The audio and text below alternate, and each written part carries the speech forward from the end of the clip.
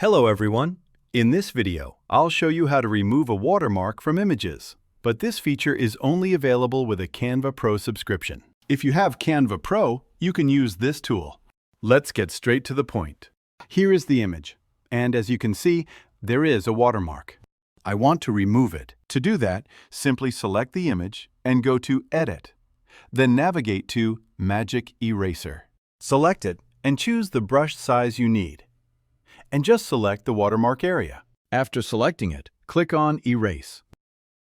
All right, Magic Eraser will do its job, and as you can see, the watermark has been perfectly removed. In just a few steps, you can remove watermarks from your images in Canva Pro using Magic Eraser. If you have any confusion or questions about Canva, please comment below. I will answer all your questions. If this video was helpful, please like, share, and subscribe. I will see you in the next video.